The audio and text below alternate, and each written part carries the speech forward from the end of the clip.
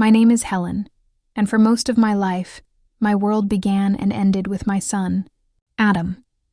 His father, Daniel, walked out when Adam was barely 5, leaving behind little more than a broken promise and a trail of unpaid bills. I raised Adam alone, scraping through double shifts at the hospital cafeteria while making sure he never felt the weight of what we'd lost. He grew into a gentle, intelligent man, the kind who said thank you to waiters and still kissed his mother's cheek before leaving for work. When he met Lena, I saw something in his eyes I hadn't seen before. Calm certainty. She was quiet, delicate in manner, with the kind of smile that seemed borrowed from politeness rather than warmth. I wanted to like her, truly, because she made Adam happy, and for me that was enough. When they married, I moved into the small house Adam had bought on the edge of town. It wasn't my idea, but his. "You shouldn't live alone anymore, Mom," he'd said. "We have room, and Emily will need you when she comes." Emily, my granddaughter. My reason to wake up every morning. I cradled her through sleepless nights, learned the rhythm of her tiny breaths, and hummed the same lullabies I once sang to Adam. The house pulsed with the sounds of new life, soft laughter, tiny footsteps, and occasionally, Lena's sharp sighs when she thought I couldn't hear. At first, I ignored them. A young mother's exhaustion, I told myself. But soon her remarks grew sharper. "Helen, you don't have to fold the laundry again. I have my own way of doing things. I appreciate your help, but Adam and I need some privacy, you understand." Each comment was delivered with a smile thin enough to slice through my heart. I began to feel like a guest overstaying her welcome in the very home my son had begged me to share. Adam noticed, but he was caught in the quiet tug-of-war between us. Loyalty stretched thin by love. "You know how Lena is, Mom," he'd whisper. "She just needs her space. Space. That word again. It haunted me.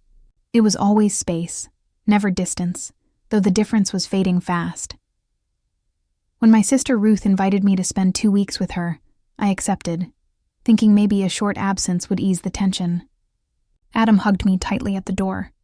"Don't worry, Mom, we'll be fine," he said. But Lena's smile barely reached her eyes. As the taxi pulled away, I looked back at the window where Emily waved her tiny hand. I didn't know it would be the last time I'd see her there. When I returned, my home wasn't mine anymore, and the only welcome waiting for me was a note that said, "Sorry, Mom, no space for you." For a long moment, I simply stood on the porch, the afternoon light catching the edge of the note. "Sorry, Mom, no space for you." The handwriting was unmistakable. Adam's, neat, deliberate, and familiar as the rhythm of my own breath. I waited for disbelief to fade, but it lingered, heavy and stubborn. My hands trembled as I tried my key. The lock resisted. That was when the truth sank in. I was locked out of my son's home. I called him. No answer. I tried again and again, until my thumb ached from pressing redial. When he finally picked up hours later, his voice was distant, as though he were speaking through a wall. "Mom, please don't be upset," he began, already bracing for my reaction. "Upset?" I repeated. "Adam, my things are on the porch. You've changed the locks. What am I supposed to think?" He exhaled, and I could almost hear him rubbing his forehead the way he did as a child when he couldn't explain himself. "Lena and I talked. We just need some space, time to build our own life." By throwing me out, my voice cracked despite my effort to stay calm. "It's not like that," he said softly. "You've done so much for us, Mom. But Lena feels she can't breathe here. She says it doesn't feel like her home." There it was again. Space. That small, sharp word slicing through everything I'd given. I thought of the nights I'd rocked Emily to sleep so Lena could rest. The meals I'd cooked when she said she was too tired. The countless times I'd bitten my tongue instead of arguing. I had been careful. Too careful. Yet somehow, I'd still become the problem. "I understand," I said quietly, though I didn't. "But you could have told me. You didn't have to do this while I was gone." He hesitated. "It was easier this way." Easier? For whom? The call ended with polite, empty words. I stood there long after the line went dead, the silence louder than any argument could be. I gathered my things, or what was left of them, and loaded them into the taxi that had just brought me home. The driver looked at me through the mirror but said nothing. Perhaps he knew that some questions don't need to be asked. That night, I checked into a small motel on the edge of town. The room smelled faintly of detergent and loneliness. I sat on the edge of the bed, the note beside me, wondering how love could shrink so quietly that you don't notice until it disappears. Somewhere between heartbreak and disbelief, I whispered to the empty room, "What did I do so wrong?" No answer came. Only the echo of my own voice reminding me that sometimes betrayal doesn't come from strangers. It comes from the people who once called you home. The next morning, I woke to the hollow hum of the motel's air conditioner and a weight pressing against my chest that no amount of breathing could lift. The note still lay on the bedside table, its edges curled from being held too tightly. I told myself I wouldn't call Adam again, but a mother's heart rarely obeys logic. I dialed his number. This time, he answered. "Adam," I began, trying to steady my voice.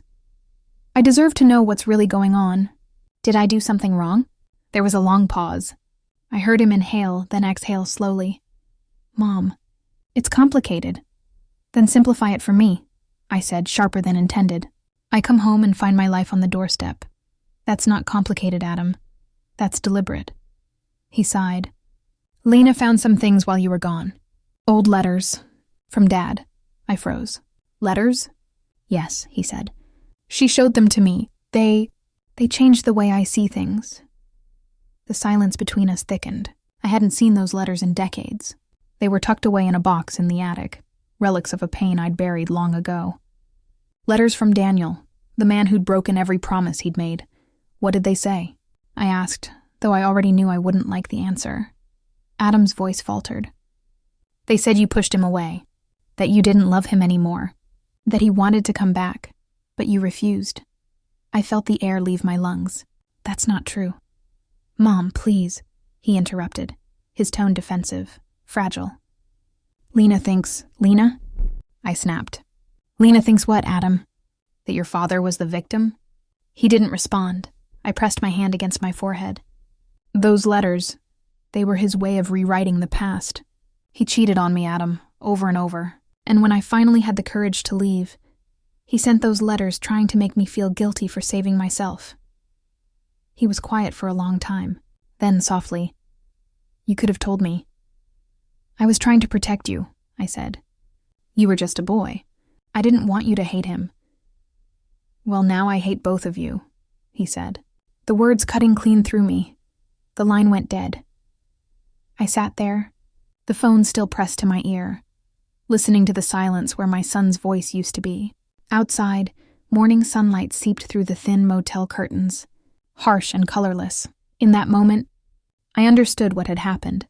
Lena had found the letters, twisted their meaning, and turned my son's love into suspicion, and I couldn't blame her entirely. Lies, even well-intentioned ones, always leave cracks for truth, or manipulation, to seep through. Still, one thought burned beneath the grief. If those letters could take my son away from me, maybe they could bring him back. A week passed before I gathered the courage to face them. Every instinct told me to stay away, to protect whatever dignity I had left, but silence is its own kind of surrender. And I had surrendered enough. That Sunday, I went to their new address, a modest brick house with white shutters and a freshly painted fence. It looked like a place built for beginnings. I wondered if, in their new life, I had been rewritten as an ending. When the door opened, Lena stood there. Her surprise flickered quickly into caution. "Helen," she said, gripping the doorframe, "you shouldn't have come." "I didn't come to argue," I replied evenly. "I came to tell the truth." Before she could respond, Adam appeared behind her, his expression tired, uncertain. "Mom, this isn't a good time." "It's the only time I have left," I said. My voice trembled, but my resolve did not. Inside, the house smelled of coffee and lavender. Everything was neat, painfully neat, as if order alone could hold their fragile piece together. I noticed my family photos absent from the walls. It was as though I had never existed. I placed a small box on the table. You saw the letters your father wrote, I said to Adam. But you didn't see the one he sent last. He frowned. There was another? I nodded and handed him the envelope, yellowed with age. He opened it hesitantly and began to read aloud. Helen, I know I've destroyed everything that once made us a family. I told Adam you pushed me away, but that was a lie. I couldn't live with my guilt, so I made you carry it for me. Adam's voice faltered. He admitted it. Yes, I said quietly. He wanted to come back only when his affair fell apart. I refused to let you grow up watching me forgive what should never be forgiven. Across the table, Lena's composure cracked. You expect me to believe that? That you were the victim all along? I expect you to stop rewriting my life, I replied. You found pieces of a truth and built your own story. You didn't ask me because you didn't want to know the answer. Lena's jaw tightened. You've always been between us. I looked at her steadily. No, Lena, your fear has. For a long moment, no one spoke. The tension was fragile, like glass. One breath too loud could shatter it. Then Adam lowered the letter and looked at me with eyes I hadn't seen since he was a boy. Mom. I didn't know. I know, I whispered. Outside, the wind rustled through the trees, scattering fallen leaves like fragments of an old life finally released. When I turned to leave, Adam called after me, his voice trembling. Mom, please wait. I paused at the doorway but didn't turn back. You have what you need now, I said. The truth. And sometimes, that's the hardest gift to receive. 6 months have passed since that day in Adam's kitchen. The day truth finally spoke louder than years of silence. I didn't move back in, though Adam offered later quietly, almost apologetically. Some things, once broken, shouldn't be pieced together the same way. I found a small apartment near the edge of town. It isn't much. 1 bedroom, a small balcony, a leaky faucet that sings at night. But it's mine. For the first time in years, the space around me belongs only to my breath, my books, and the quiet hum of peace. Adam visits every Sunday. He brings Emily, now chattering in full sentences, her laughter spilling through the hallway like sunlight. The first time she saw me again, she ran into my arms and said, Grandma, I missed you. I cried then. Not the way grief makes you cry, but the way healing does, slow and grateful. Lena doesn't come. I don't ask why. I've learned that some distances are necessary. They protect what's left of love from burning away entirely. One afternoon, Adam sat across from me, his hands clasped tightly. Mom, he said softly, I'm sorry. I should have trusted you. I let my fear decide for me, I smiled. We all do sometimes. Fear feels like truth when love is on the line. He nodded, eyes glistening. Lena's trying to change. She knows what she did. I hope she finds peace, I said simply. And I meant it. Bitterness is a heavy coat. It keeps you warm for a moment, but it wears your soul thin. That evening after they left, I sat on the balcony with a cup of tea. The sky glowed with the last traces of gold, and for once I didn't feel small beneath it. My life wasn't defined by the doors that closed, but by the courage it took to walk away from them. Sometimes I think about those letters, how words written in guilt and fear once decided my fate. I burned them one night, one by one, watching the paper curl into ash. I didn't do it to erase the past, but to release it. Adam's voice echoes in my memory. We just needed space. He wasn't wrong. We all did. Space to breathe. Space to see each other clearly. Stripped of old illusions. Now when I look at Emily, I feel hope.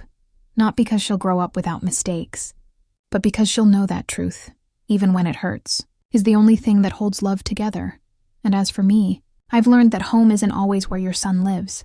Sometimes home is the quiet you create after the noise has gone. So when I close my eyes at night, I whisper a small prayer. Not for what I've lost, but for what remains. Because even when there's no space for you, there's always room to begin again.